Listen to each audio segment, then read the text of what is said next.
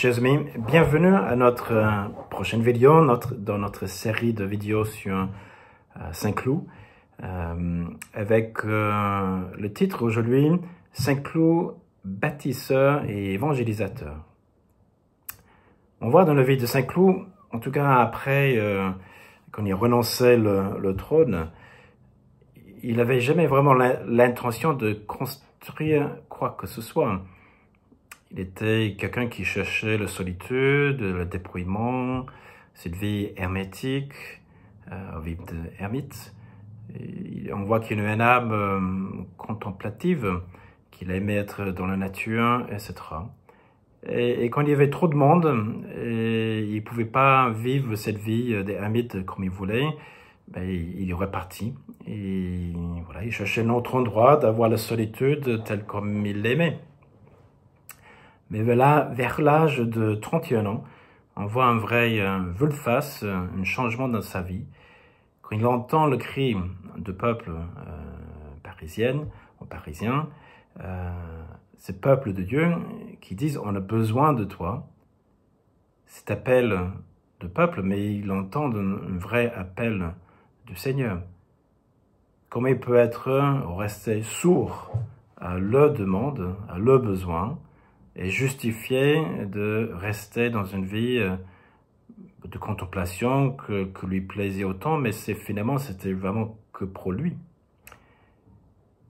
Peut-être ces paroles de l'Évangile retentissaient dans ses oreilles ou dans son âme.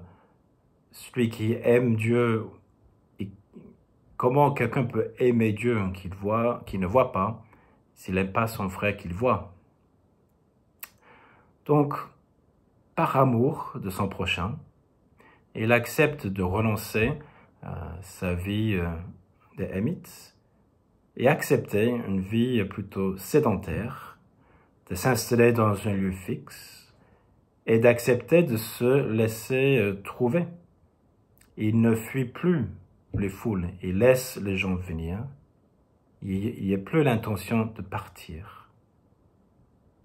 Et pas seulement cela, mais il commence à bâtir son moutier avec d'autres frères.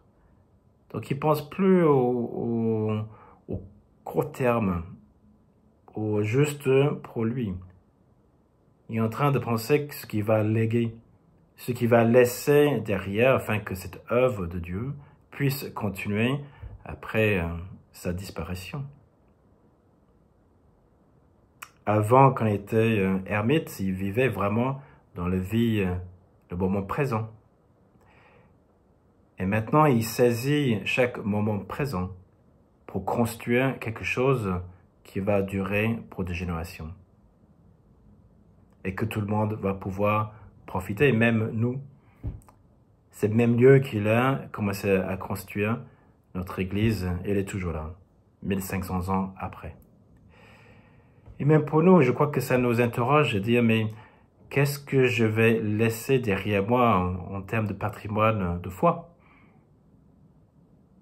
Ma vie de foi, ou dans ma vie associative même, ce que je fais pour mettre mes talents au service des autres au nom de Dieu. Saint-Cloud, il n'avait pas peur quand il commençait à bâtir, qu'est-ce que les autres vont penser? Qu'est-ce qu'ils sont en train de dire de lui? Est-ce qu'il a peur que ce ne soit pas assez bon ce qu'il est en train de construire? Lui, il bâtit. Il sent cet appel, il se met à l'œuvre. Dieu se chargera des fruits. Dieu lui demande juste de bâtir, s'installer. Et en plus, il ne bâtit pas seul. Il a su s'appuyer sur les bonnes volontés d'autres personnes qui sont venues l'aider. D'autres moines qui sont fait partie de son moutier, qui est devenu progressivement plus grand, de s'appuyer sur leurs talents, leurs initiatives. Et comment, j'imagine Saint-Cloud qui contemplait maintenant son œuvre, il voit que c'est vraiment l'œuvre de Dieu. Mais il fallait commencer. Il fallait quelqu'un qui commence à mettre le pelle dans le terrain, de construire pierre sur pierre. Et après Dieu se charge de trouver d'autres bonnes volontés pour l'aider. Et même s'il a construit ou bâti son monastère, il n'a pas resté caché dans son cellule, ou juste dans les chapelles pour prier, ou dans le jardin. Saint-Cloud s'est vraiment mis au contact des habitants de lieu. Il ne faut pas oublier non plus le village Novigentium, c'était un village païen, des anciens soldats romains, etc. Donc, pas du tout chrétien. Et je peux imaginer comment se construire l'hostilité qu'il a su toucher ou qu'il a reçue. Les gens qui n'aimaient pas ce qu'il représentait. Chacun avec leurs croyances, voilà, leur religion. Et comme ça, Saint-Cloud avait besoin de vraiment aller à la rencontre de ces gens, d'entrer en dialogue avec eux, de trouver des points communs.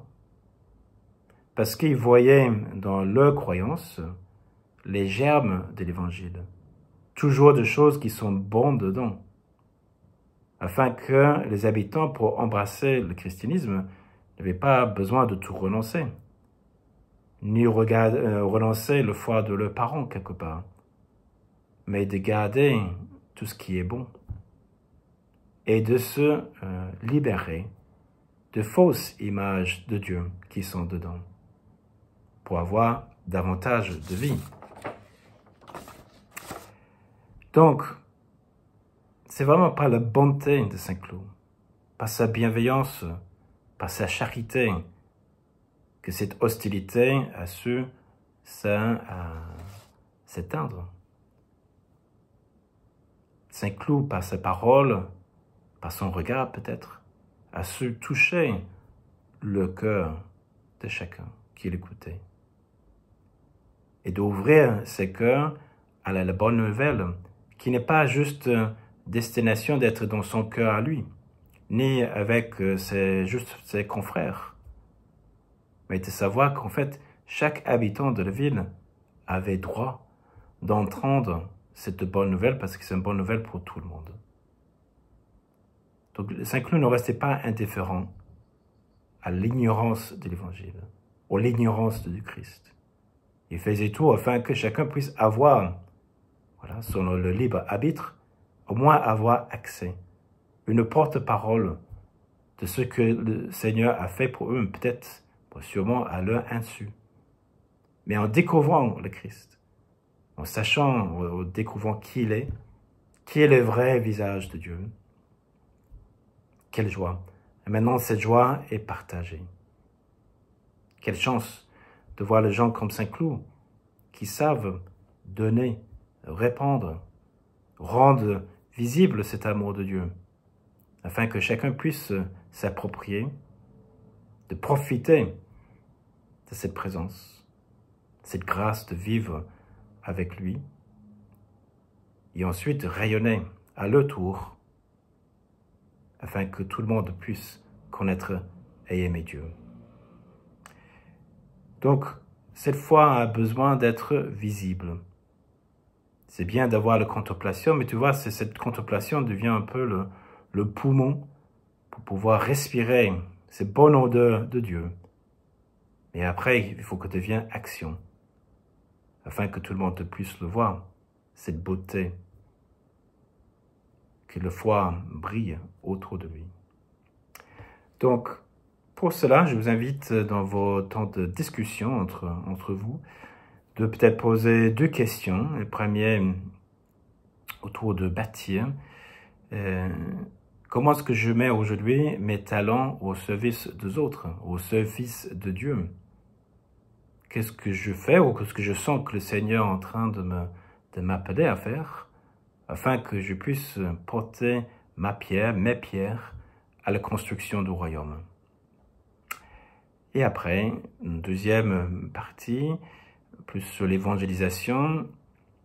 Qu'est-ce que je fais aujourd'hui pour que ma foi soit visible, ou comment je sens que le Seigneur m'appelle pour que ce devienne encore plus facile à voir. Peut-être par la contemplation qui peut me remplir pour ensuite aller vers de ne pas avoir peur de ce que les autres puissent dire, puissent penser, voilà.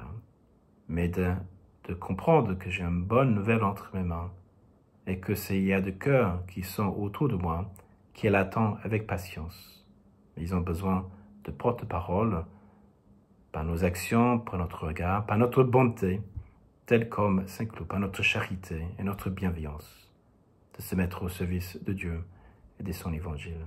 Donc, bonne réflexion en équipe et à bientôt pour notre prochain rendez-vous le mois prochain. Allez, au revoir.